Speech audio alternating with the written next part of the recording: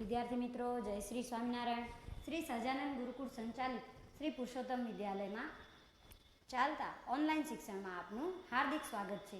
આજે આપણે ધોરણ 11 વિષય આંકડાશાસ્ત્ર ચેપ્ટર નંબર 2 માહિતીનું નિરૂપણ અને જેનામાં વર્ગીકરણનો અર્થ, વર્ગીકરણના પ્રકારો, એ બધી માહિતી અને વર્ગીકરણની જરૂરિયાત પણ, એ બધી માહિતી આપણે આજે અભ્યાસમાં લઈશું.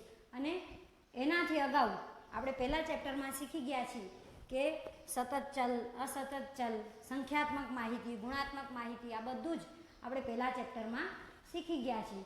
તો એના આધારે આપણે આ બીજા ચેપ્ટરની શરૂઆત કરશું.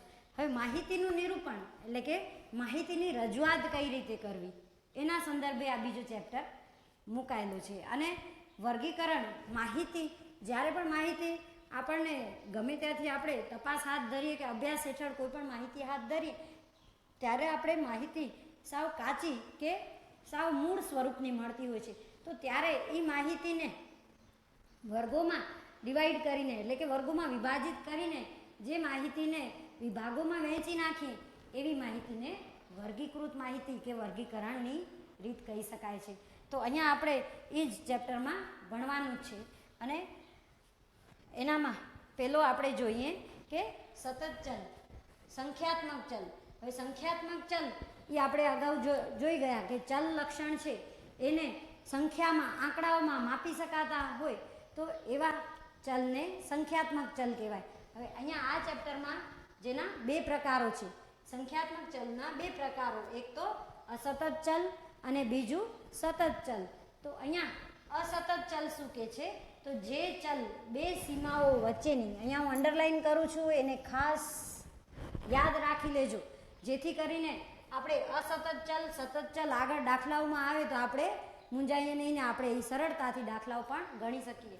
તો અહીંયા અસતત ચલ એટલે કે જે ચલ બે સીમાઓ વચ્ચેની નિશ્ચિત કે ગણી શકાય તેટલી કિંમત ધારણ કરે, તેટલી કિંમત ધારણ કરી શકે તેમ હોય તો તે અસતત ચલ કહેવાય છે.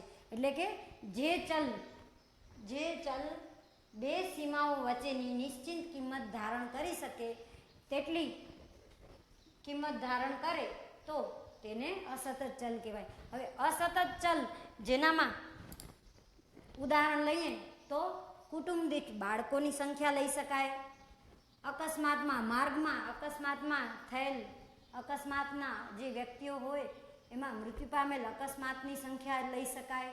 પછી ઝાડ ઉપરથી પડેલ ફૂલ, ઝાડ કે છોડ ઉપરથી પડેલા ફૂલની સંખ્યા લઈ શકાય કે કેટલા ફૂલ પડ્યા, તો 2.5 ફૂલ કે 3 ફૂલ લઈ શકીએ, પણ 2.5 ફૂલ કે 5.25 ફૂલ કે 7.5 ફૂલ તો કહી શકશું નહીં. એટલે કે અમુક નિશ્ચિત કિંમત જ, એટલે કે ગણી શકાય તેવી કિંમત જ જે ચલ ધારણ કરે તેને અસતત ચલ કહી શકાય. તો અહીંયા પણ કુટુંબ દીઠ બાળકોની સંખ્યા લઈએ ઉદાહરણમાં, તો બાળકોની સંખ્યા એમ ન કહીએ કે આ કુટુંબ છે તો એનામાં 2.5 બાળકો છે, કે પછી આ કુટુંબ છે એનામાં 3.5 બાળકો છે, એમ કહી શકાય નહીં. તો અહીંયા કાં તો એને 3 બાળકોમાં લેવું પડે, કાં તો 4 બાળકમાં લેવું પડે. તો અહીંયા કને જે ચલ છે એ નિશ્ચિત કે ગણી શકાય તેવી જ કિંમત ધારણ કરતું હોય તે ચલને અસતત ચલ કહી શકાય છે.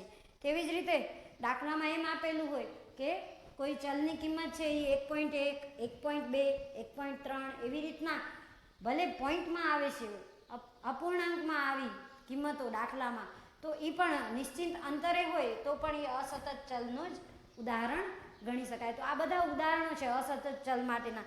શું કામ? કે કોઈ ચલ છે એની જે સીમાઓ છે, બે સીમાઓ વચ્ચેની બધી કિંમતો નહીં પણ અમુક જ નિશ્ચિત કિંમતો ધારણ કરે, આ બે સીમાઓ એના વચ્ચેની જે નિશ્ચિત કિંમત ધારણ કરી શકે તેને અસતત ચલ કહી શકાય. જેમાં આપણે ઉદાહરણો જોયા કે કુટુંબ દીઠ બાળકોની સંખ્યા, માર્ગમાં થતા અકસ્માતની સંખ્યા, કે પછી આવી રીતના ઝાડ કે છોડ ઉપરથી પડેલા ફૂલની સંખ્યા, આ બધી અસતત ચલના ઉદાહરણ કહી શકાય. બીજું લઈએ સતત ચલ. જો આ બધું ખાસ ધ્યાન રાખજો, કેમ કે આ આપણે આગળ દાખલાઓમાં ખાસ ભણવામાં આવશે, એના આધારે દાખલાઓની ગણતરી થશે. તો અસતત ચલ, સતત ચલ. હવે સતત ચલ કે છે કે જે ચલ બે સીમાઓ વચ્ચેની બધી જ કિંમતો ધારણ કરે, હવે જો અસતતમાં શું હતું, નિશ્ચિત કે ગણી શકાય તેટલી જ કિંમત ધારણ કરતું હતું. જ્યારે સતત ચલમાં બે સીમાઓ વચ્ચેની બધી જ કિંમત ધારણ કરે તેમ હોય તો તે ચલને સતત ચલ કહીશું.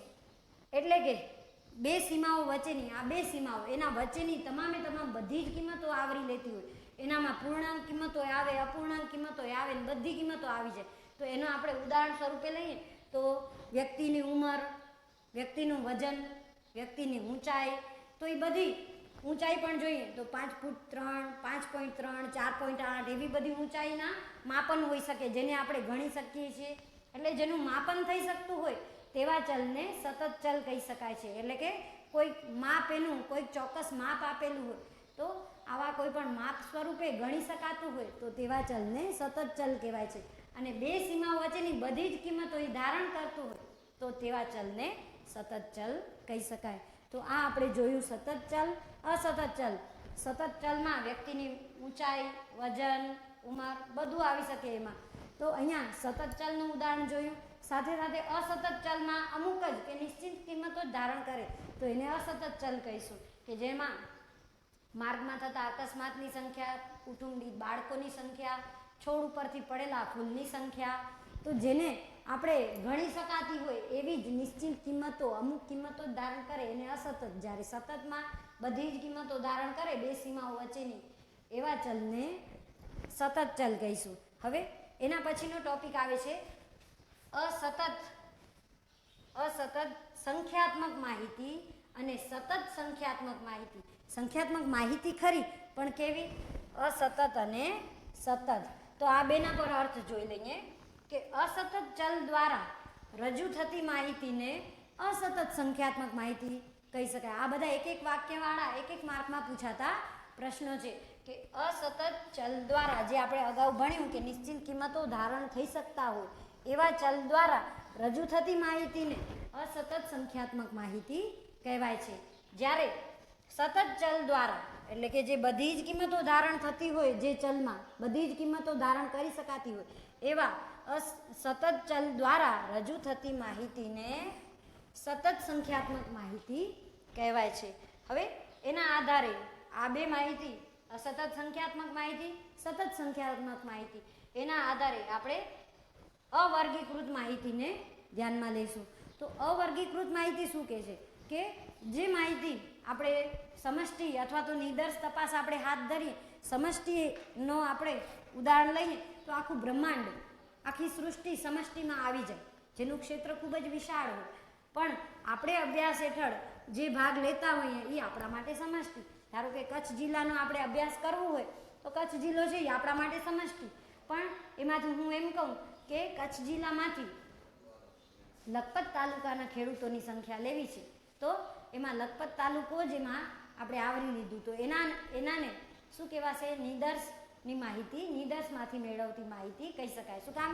કે સમષ્ટિ એટલે આખું કચ્છ, પણ અમુક જ એરિયામાંથી, અમુક જ વિસ્તારમાંથી જે માહિતી મેળવતા હોઈએ તો એ માહિતીને નિદર્શ તપાસ કહી શકાય છે. એ માહિતી દ્વારા થતી તપાસને નિદર્શ તપાસ કહી શકાય. તો અહીંયા શું કીધું છે કે મૂળ માહિતી કે અવર્ગીકૃત માહિતી શું કામ, કેવી રીતે કહેવાય? કે સમષ્ટિ તપાસ અથવા નિદર્શ તપાસને અંતે, સમષ્ટિ તપાસ અથવા નિદર્શ તપાસને અંતે મળતી માહિતીને મૂળ માહિતી કે અવર્ગીકૃત માહિતી કહેવાય છે. હમણાં જ મેં ઉદાહરણ લીધું કે કચ્છ જિલ્લાના ખેડૂતોની સંખ્યા મેળવવી હોય મારે, કે ખેડૂતોની સ્થિતિ જાણવી હોય તો એ આખી સમષ્ટિ તપાસ કહેવાય.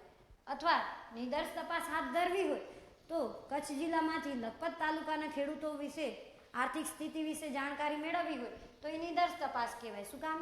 કે સમષ્ટિ એટલે આખું કચ્છ જિલ્લો, એમાંથી લખપત તાલુકાના ખેડૂતોની સંખ્યા મેળવવી છે અથવા તો એની આર્થિક સ્થિતિ જાણવી છે તો એ તપાસ આપણે હાથ ધરીએ તો એને નિદર્શ તપાસ કહેવાય. અને એના દ્વારા મળતી માહિતીને, આવી સ્થિતિ, આર્થિક સ્થિતિ, ખેડૂતોની માહિતી મળતી હોય તો એવી માહિતીને પહેલાં તો કેવી માહિતી મળશે? મૂળ માહિતી અથવા તો અવર્ગીકૃત માહિતી એને કહેવાશે. કે જે માહિતી સાવ જ કાચા સ્વરૂપની છે, જેનું આપણે હજી વર્ગીકરણ કર્યું જ નથી અને જેને આપણે વિભાગોમાં વહેંચ્યા જ નથી, એવી માહિતી, સાવ કાચા સ્વરૂપની માહિતીને મૂળ માહિતી કે અવર્ગીકૃત માહિતી કહી શકાય છે. તો અહીંયા કને અવર્ગીકૃત માહિતીનો આપણે અર્થ જોયો. હવે આપણે જોશું વર્ગીકરણ. વર્ગીકરણનો અર્થ. વર્ગીકરણ કોને કહેવાય? તો આ જે મૂળ માહિતી મળી, અવર્ગીકૃત માહિતી મળી, એને આપણે જો વિભાગોમાં વહેંચીએ, એને આપણે ભાગ પાડીએ કે ભાગ વિભાજન કરીએ એ માહિતીનું, તો એને વર્ગીકરણની રીત કહેવાય છે અથવા તો વર્ગીકરણ કહી શકાય છે.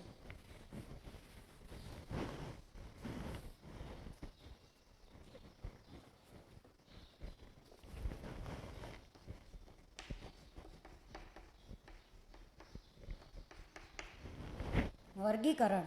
હવે વર્ગીકરણ એટલે શું કે અવર્ગીકૃત માહિતી જે આપણે હમણાં જ ભણ્યા કે સમષ્ટિ તપાસ અથવા તો નિદર્શ તપાસ દ્વારા મળતી માહિતીને મૂળ માહિતી કે અવર્ગીકૃત માહિતી કહેવાય છે. એના આધારે વર્ગીકરણ કોને કહેવાય? તો કે વર્ગીકરણ તો આવી જે સમષ્ટિ તપાસ કે નિદર્શ તપાસ દ્વારા જે માહિતી મળી અવર્ગીકૃત માહિતી, એને આધારે સંક્ષિપ્તમાં અને વ્યવસ્થિત સ્વરૂપમાં ગોઠવવાની ક્રિયાને વર્ગીકરણની પ્રક્રિયા અથવા તો વર્ગીકરણ કહેવાય છે. એટલે કે અવર્ગીકૃત માહિતીને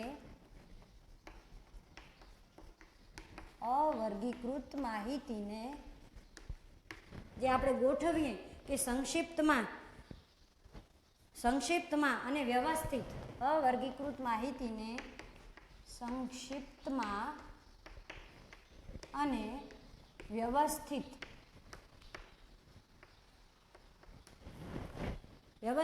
અને સંક્ષિપ્તમાં ગોઠવવાની કે વ્યવસ્થિત સ્વરૂપમાં ગોઠવવાની ક્રિયાને વ્યવસ્થિત સ્વરૂપમાં ગોઠવવાની ક્રિયાને વર્ગીકરણ કહેવાય છે.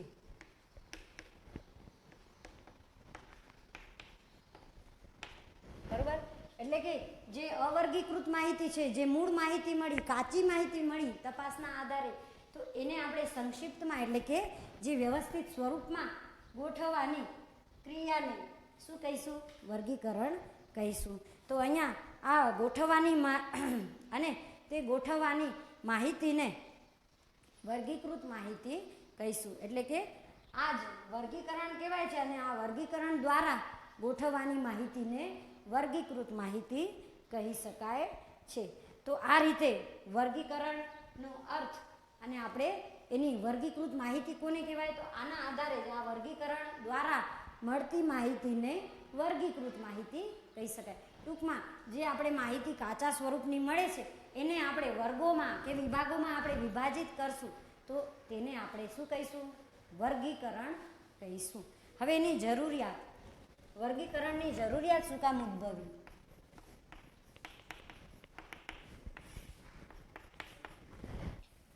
વર્ગીકરણની જરૂરિયાત શું કામ ઉદ્ભવી? તો વિસ્તૃત માહિતીને સંક્ષિપ્તમાં સરળ અને આકર્ષક રીતે રજૂ કરવા માટે વર્ગીકરણની જરૂરિયાત ઉદ્ભવે છે. એટલે કે વિસ્તૃત માહિતીને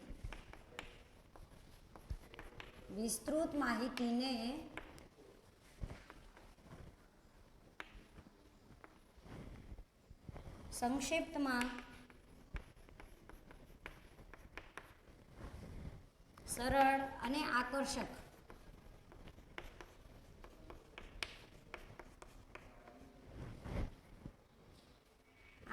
રીતે રજૂ કરવા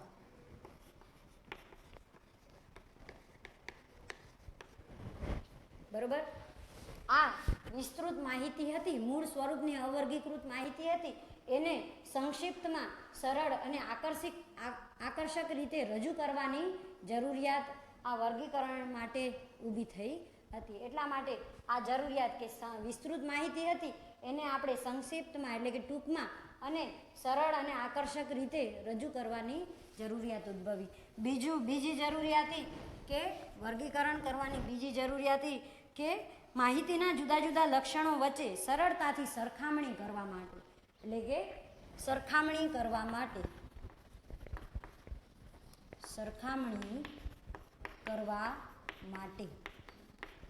માહિતીના જુદા જુદા લક્ષણો હોય, ધારો કે સ્ત્રીઓની સંખ્યા, હવે સ્ત્રીઓની સંખ્યા, પુરુષોની સંખ્યા, એના આધારે સ્ત્રીઓ ભણેલી કેટલી, અભણ કેટલી, અને પુરુષોમાં પણ પુરુષો ભણેલા કેટલા, અભણ કેટલા, કયા તાલુકામાં પુરુષો વધારે ભણેલા છે, કયા તાલુકામાં સ્ત્રીઓ વધારે ભણેલી છે, આ બધી જ માહિતી જુદા જુદા આવી માહિતીને જલ લક્ષણને સરખામણી કરવા માટે, એટલે કે સરખાવવા માટે કે કયા તાલુકામાં સ્ત્રીઓ વધારે ભણેલી છે, કયા તાલુકામાં પુરુષો વધારે ભણેલા છે, આ બધી માહિતી મેળવવા માટે, સરખામણી કરવા માટે વર્ગીકરણની જરૂરિયાત ઊભી થઈ.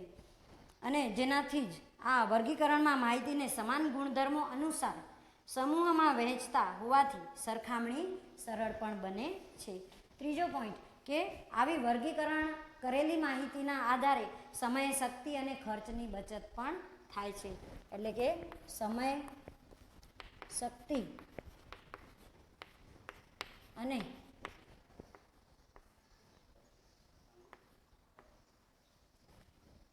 ખર્ચની બચત થાય. એટલે કે વર્ગીકરણ કરેલી માહિતી હોય એટલે આપણે તરત જ અભ્યાસ હેઠળ આપણે એ માહિતીને મેળવી શકીએ કે આ તાલુકામાં આટલા ખેડૂતોની સ્થિતિ આવી છે, કે કોઈ તાલુકામાં સ્ત્રીઓની સંખ્યા આટલી છે, કોઈ બીજા તાલુકામાં સ્ત્રીઓની સંખ્યા આટલી છે. એટલે આપણે વર્ગીકરણ કરેલું હોય તો આપણે તરત જ એના માહિતીનું વિશ્લેષણ કરી શકીએ, પૃથ્થકરણ કરી શકીએ, કોઈ પણ પરિણામ ઉપર આવી શકીએ. એટલા માટે વર્ગીકરણ કરેલી માહિતીથી સમય પણ બચી શકે, આપણી જે શક્તિ છે એ પણ ઓછી વપરાય અને ખર્ચની પણ બચત થઈ શકે. એટલા માટે વર્ગીકરણની જરૂરિયાત ઊભી થઈ. એના પછી કે અભ્યાસ ક્ષેત્રના જુદા જુદા લક્ષણો વિશે સરળતાથી માહિતી મેળવવા માટે. તો અહીંયા કને ચોથી જરૂરિયાત કે અભ્યાસ ક્ષેત્રના જુદા જુદા લક્ષણો વિશે સરળતાથી માહિતી મેળવવા માટે.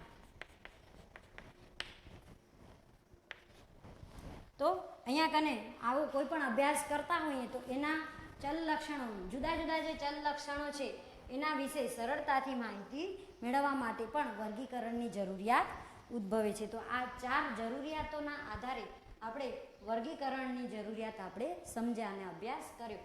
કે પહેલી કે વિસ્તૃત માહિતીને, એટલે કે ખૂબ જ વિશાળ માહિતીને સંક્ષિપ્તમાં, એટલે કે ટૂંકમાં, સરળ અને આકર્ષક રીતે રજૂ કરવા માટે વર્ગીકરણની જરૂરિયાત ઊભી થઈ.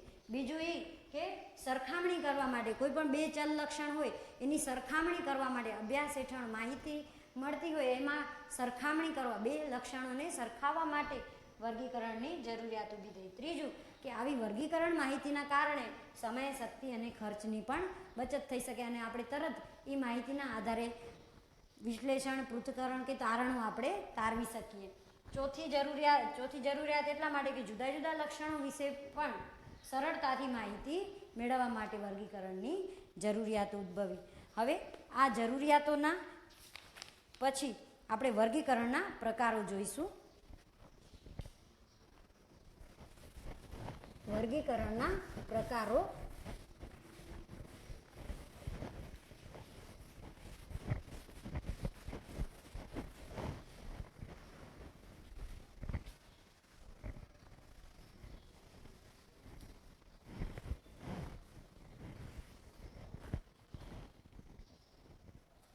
વર્ગીકરણના મુખ્ય 2 પ્રકાર છે.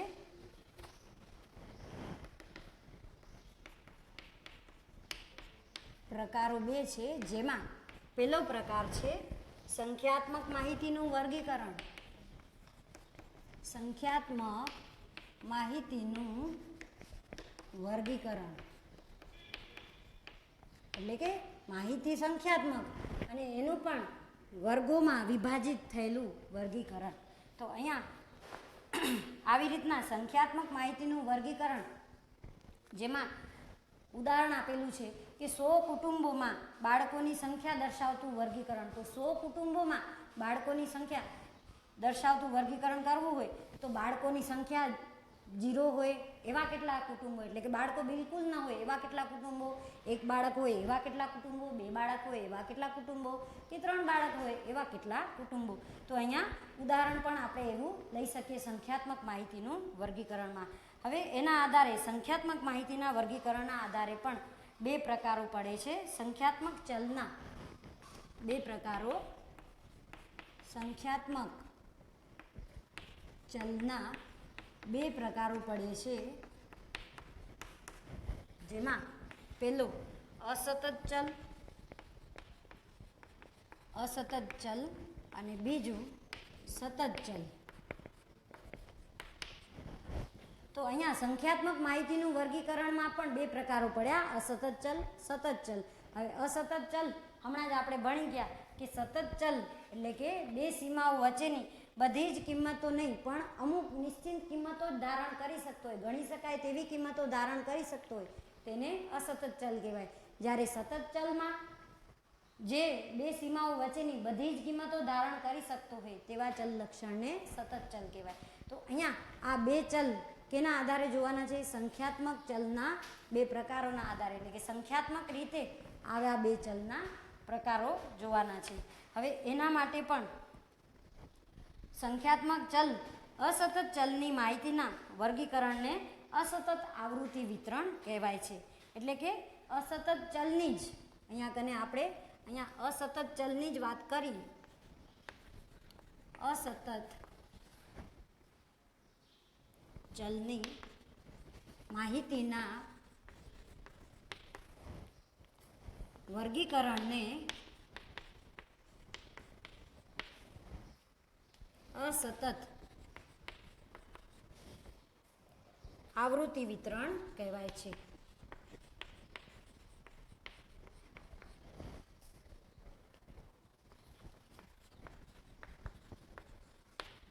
બરોબર, આપણે અહીંયા અત્યારે અસતત ચલ વિશે જ આપણે અભ્યાસ કરશું. તો સતત ચલ આપણે પછી લેશું. આનો આપણે ઉદાહરણો અથવા તો એક દાખલો સ્વાધ્યાયનો લેશું, પછી આપણે સતત ચલ લેશું. તો અસતત ચલની જે માહિતીનું વર્ગીકરણ કરીએ તે માહિતીના વર્ગીકરણને અસતત આવૃત્તિ વિતરણ કહેવાય છે. હવે અહીંયા અસતત આવૃત્તિ વિતરણ, તો અસતત આવૃત્તિ વિતરણની વાત આવી. અસતત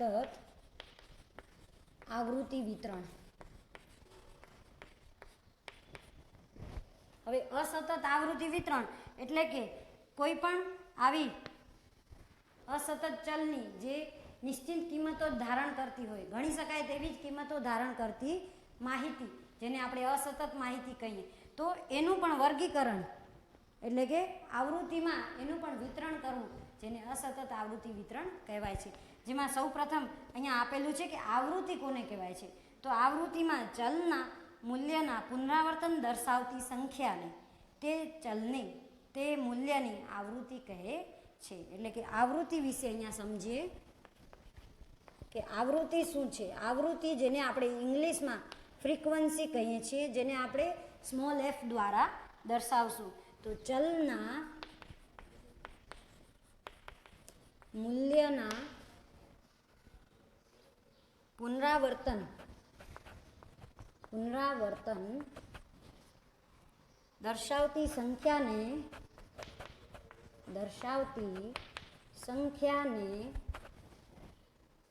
ચલની તે મૂલ્યની આવૃત્તિ કહેવાય છે. તે મૂલ્યની આવૃત્તિ કહેવાય છે, જેને સંકેતમાં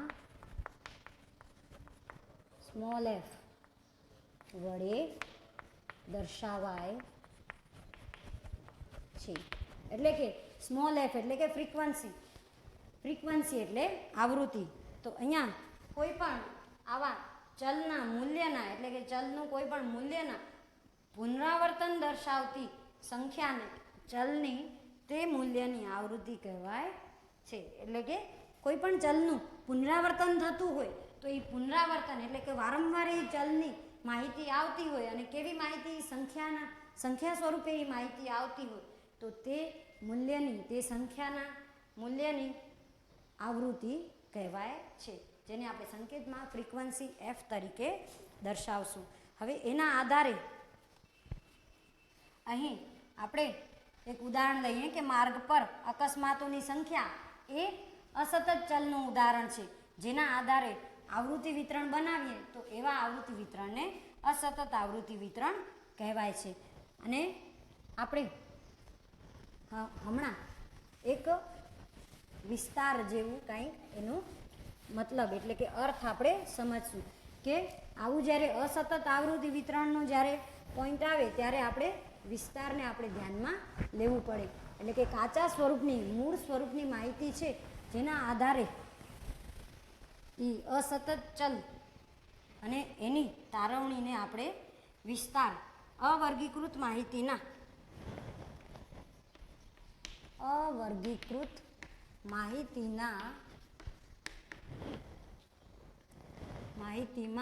ચલની મહત્તમ અને લઘુત્તમ કિંમતો વચ્ચેના તફાવતને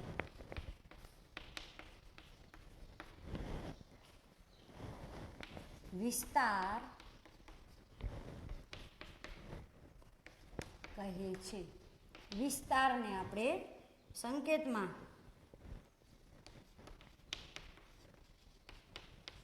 આર વડે દર્શાવાય છે.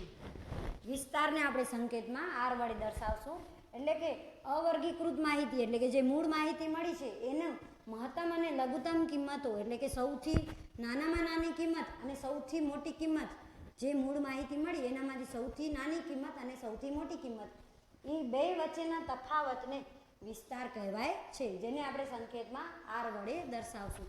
તો એનો સૂત્ર પણ વિસ્તાર બરાબર આર બરાબર મહત્તમ કિંમત ઓછા લઘુત્તમ કિંમત. આ આપણે સૂત્ર સ્વરૂપે આ શાબ્દિક સ્વરૂપે માહિતી હતી એને આપણે સૂત્ર સ્વરૂપે દર્શાવી છે. હવે આ વિસ્તારને આધારે એક આપણે દાખલા નંબર સ્વાધ્યાયનો દાખલા નંબર 1 જોઈ લઈએ. સ્વાધ્યાયનો દાખલા નંબર 1 2.1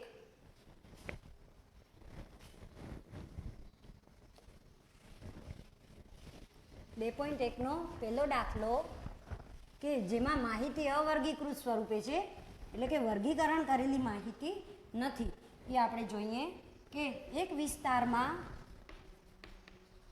સ્વાધ્યાય 2.1 દાખલા નંબર 1 એક વિસ્તારમાં રહેતા 50 કુટુંબોમાં બાળકોની સંખ્યા અંગે નીચેની માહિતી મળી છે.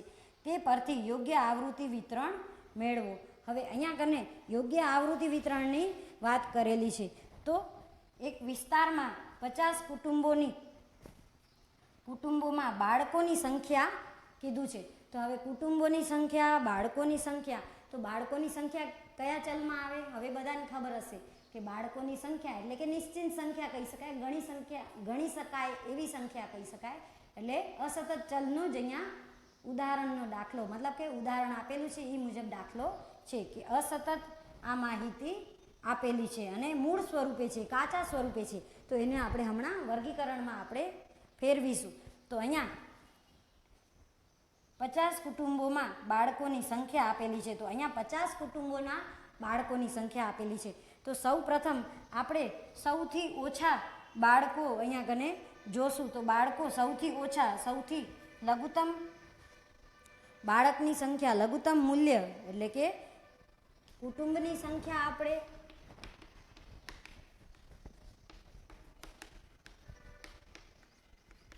એફ લેશું, જ્યારે બાળકની સંખ્યા કે જે ચલ છે, ચલ લક્ષણ છે તેને આપણે સ્મોલ એક્સ લેશું. હવે લઘુત્તમ બાળક એટલે કે આ આખી માહિતીમાં 0 છે, 1 આવે છે, 2 આવે છે અને સૌથી મહત્તમ 3 આવે છે. તો અહીંયા લઘુત્તમ કિંમત લઘુત્તમ બાળકની સંખ્યા આવે છે લઘુત્તમ સંખ્યા શૂન્ય. જ્યારે મહત્તમ સંખ્યા 3 આવે છે. બાળકોની સંખ્યા અહીંયા આખા કોષ્ટકમાં જોઈ શકાય કે 1 1 2 1 1 આવી રીતના બાળકોની સંખ્યા સ્વરૂપે માહિતી અવર્ગીકૃત માહિતી છે. તો એના આધારે આપણે એક આખું કોષ્ટક બનાવશું અને એ કોષ્ટકમાં આપણે સ્તંભો દ્વારા એ કુટુંબના 0 બાળક હોય તો કેટલા કુટુંબો થાય, 1 બાળક હોય તો કેટલા કુટુંબો થાય, એને આપણે સ્તંભોમાં આપણે એ કોષ્ટકને રજૂ કરશું. તો સૌપ્રથમ 50 કુટુંબોમાં મળતી 50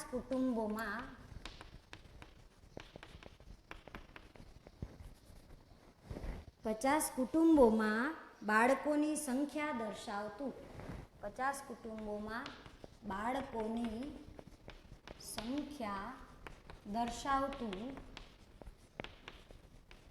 આવૃત્તિ વિતરણ, જેમાં પહેલું આવે છે x તરીકે બાળકોની સંખ્યા લેશું. એટલે કે મેં હમણાં જ કીધું કે 0 બાળકો એવા કેટલા કુટુંબો, 1 બાળકો એવા કેટલા કુટુંબો, 2 બાળકો એવા કેટલા કુટુંબો અને 3 બાળકો એવા કેટલા કુટુંબો. સાથે સાથે આવૃત્તિ ચિહ્ન કે આ 50 કુટુંબો છે એનામાં જે બાળકની સંખ્યા આવે એ પ્રમાણે આપણે આવૃત્તિ ચિહ્ન કરતા જશું. અને અહીંયા છેલ્લી કોલમમાં કુટુંબોની સંખ્યા આપણે લેશું. કુટુંબોની સંખ્યા જે 50 છે તે તો કઈ રીતે આવે છે, તો અહીંયા આપણે કુટુંબોની સંખ્યાને આપણે f દર્શાવશું. તો સૌપ્રથમ અહીંયા પહેલી લાઈનમાં જુઓ 1 1 2 એટલે 1 એટલે કે અહીંયા એક સ્તંભ દોરશું. અહીંયા કને આપણે એક આખી ઊભી લીટી એટલે કે સ્તંભ કહીશું એને. તો અહીંયા એક સ્તંભ દોરશું, એક બાળક છે એટલા માટે આવૃત્તિ ચિહ્નમાં 1 દર્શાવશું. ફરી પાછું 1 છે, હવે 2 છે એના પછી તો 2ની સામે આપણે એક સ્તંભ દોરશું. તેવી જ રીતે ફરી પાછો 1 છે, ફરી પાછું 1 છે અને ફરી પાછું 1 અને 1 એટલે કે 4 વખત 1 1 છે. એટલે આપણે જ્યારે 4 વખત 1 1 થઈ જાય એના પછી 5મી વખત જ્યારે 1 આવે ત્યારે આપણે ક્રોસમાં એ સ્તંભ કરવાનું. શું કામ કે આડી આમ ત્રાસી લીટી કરશું જેથી કરીને આ 5નો એક જૂથ દેખાઈ આવશે. અને ત્યાર પછી છઠ્ઠું એક કુટુંબ, એક બાળકવાળું છઠ્ઠું કુટુંબ, પછી ફરી પાછું 2, ફરી પાછું 1 0, ત્યાર પછી બીજી લાઈનમાં આવીએ તો ફરી પાછું 0 2 2, ફરી પાછું 0 3 3, ફરી પાછું 2 એટલે ક્રોસ કરશું. 5મી વખત 2 આવ્યું એટલે ક્રોસ કરશું. ફરી પાછું 1, ફરી પાછું 2, ફરી પાછું 1, ત્રીજી લાઈનમાં ફરી પાછું 2 1 આવ્યું એટલે વળી ક્રોસ કરશું. 3 1 1, ફરી પાછું 2 3 વખત છે 1 1 અને 1 એટલે કે 3 વખત સ્તંભ દોર્યા. ફરી પાછું 1, ફરી પાછું 2, ફરી પાછું 3 0 3 એટલે 3 આવ્યા 5મી વખત એટલે ફરી ક્રોસની નિશાની કરી, સ્તંભ ક્રોસ કરી. ત્યાર પછી ફરી પાછું 0 એટલે ફરી ક્રોસ કર્યું. 2 1 વળી 2 2 2 અને 2. આ રીતે આખે આખું આપણે જોઈએ તો આને આપણે આખે આખું દર્શાવીએ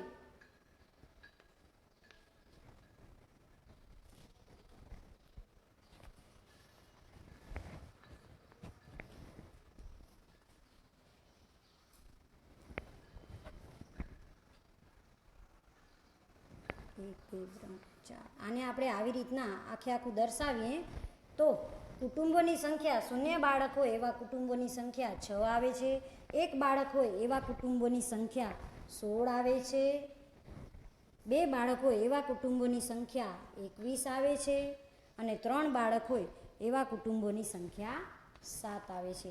તો આ રીતે કુલ બાળકો 0, 1, 2, 3 એ રીતે બાળકો ધરાવતા કુટુંબોની સંખ્યા આવે છે 50. તો અહીંયા આપણે દાખલા નંબર 1 ગણ્યું. હવે એના આધારે તમને હોમવર્કમાં દાખલો આપી દઉં.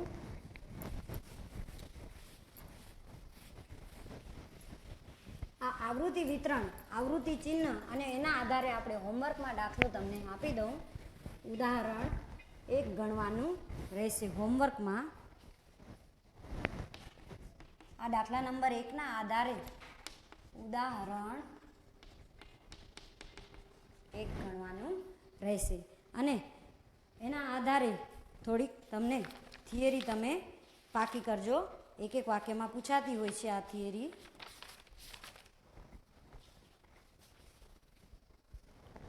આ ગણવું, સાથે સાથે અસતત ચલ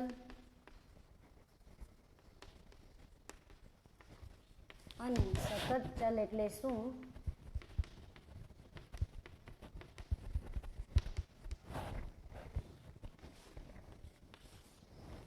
વર્ગીકરણ એટલે શું,